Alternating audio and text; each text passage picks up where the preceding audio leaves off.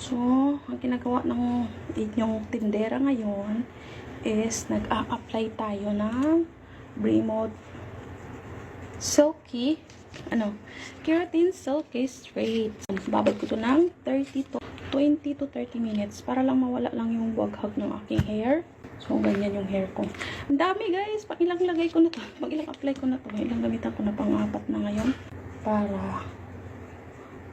para umayos naman yung aking hair. Riban tayo, no? So, since wala namang walang reaction yung skin ko dito sa rebanding na to, hindi na ako gumamit ng panglagay sa likod.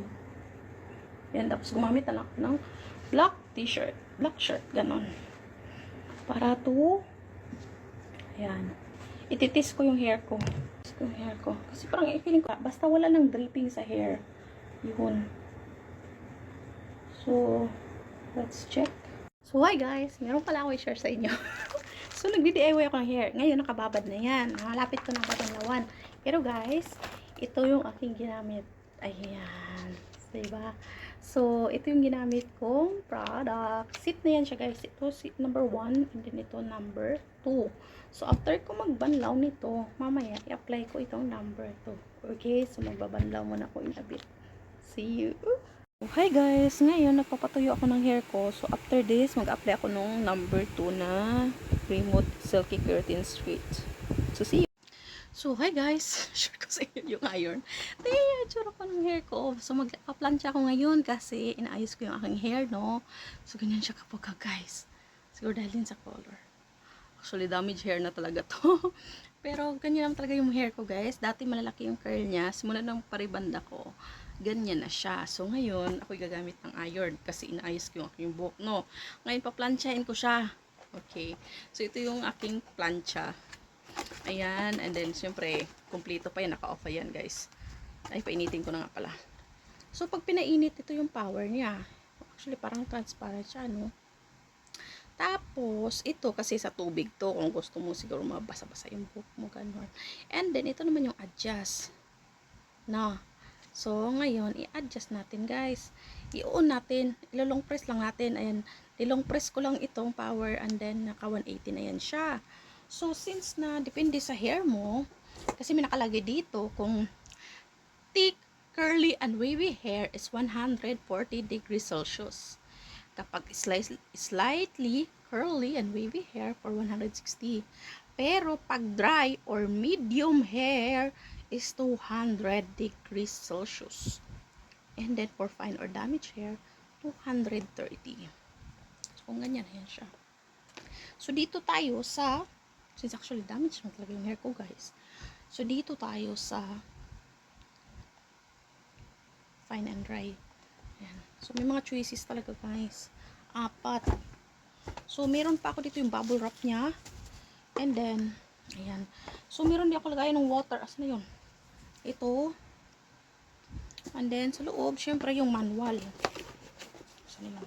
Ayan, sundan nyo lang kung paano gamitin ang ito. So, naka 180.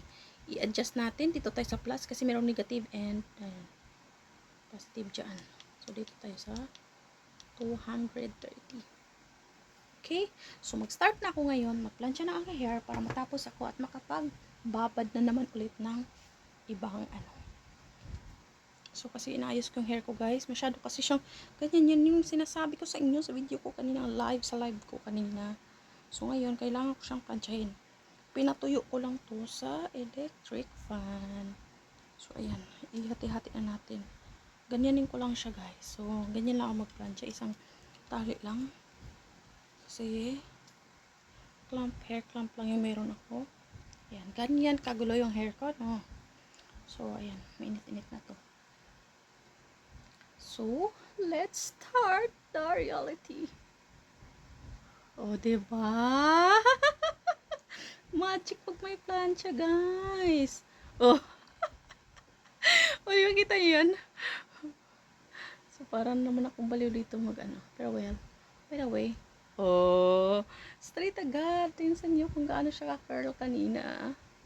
Siyempre, ayan. Okay, let's continue it a bit. So, yan guys, i-continue ko pala. Bago ako mag-end, nagsisiyo na ako dyan.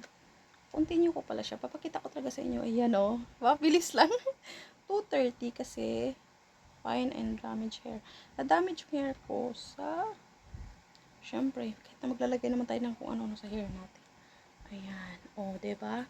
Ito naman masyadong curl. Ito naman ang ano natin. Dapat manipis lang talaga kasi makapal yung hair ko and then sobrang kinky. So, dapat manipis lang yung pagka-plancha. Ayan. So, pag may hawak naman kayo, minsan ingatan nyo na lang na huwag nyo mag-press yung power off. So, ganyan lang siya kabilis.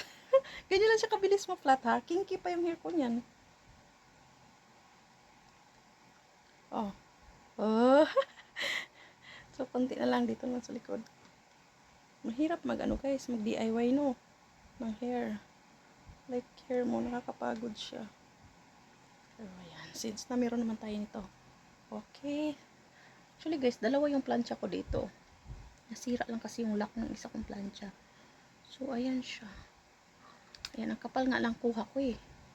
Dapat nga manipis lang yan siya. So, diba? Ang bilis lang niya nag-flat, guys. Kailangan ko kasing pa-flatin to. O, kailangan ko kasi siyang planchahin bago ko mag-apply ng pangalawang ano. Alam niyo naman yun sa live ko. Ayan. Ako yung nag-aayos ng hair. Uy, bongga. Diba? Kita yung gulo yung hair ko, guys. So, o, diba? Ay, naku, na-excite na naman ako. So, yan lang muna ha, kasi sobrang haba na. And then, ayan o. Ayusin ko na yan, okay? See you! Ay. So, hi guys! Mag-a-apply na ako ng number 2. Number 2, okay? So, na-iron ko na. Ayan. Hindi ganun ka-flat. Kasi ayaw ko naman sobrang flat na flat. Para yung, ano yung parang ang kinalabasan is parang natural hair ko lang siya. And then, yun lang naman kasi talaga ang purpose ko, no? And, kanina ito number 1 ang ginamit ko. So, naka-live ba ako na. So, ngayon, 2 to 3 centimeters. So, ang bilis nilang talaga apply, guys. Ang bilis lang. Pero yung sa pag-iron lang talaga, yun talaga yung matagal. And then, ayan. Ito no. Final. Okay, and then, magbabad muna ako nito, guys. 15 minutes only. And then, banlaw, patuyo ng buhok, i-blower ang buhok, and then, sa kanyo, ipaplansyan pag tuyong-tuyo na yung buhok nyo. Okay? So, see you in my next video. So, ayan na guys, yung hair natin, o yung hair ko, after mag-reband, DIY reband. So, hindi ko masyadong na-plansya pa yan. Ayan. Pero okay na yung result, kasi ayaw ko rin naman yung sobrang flat na flat. Para natural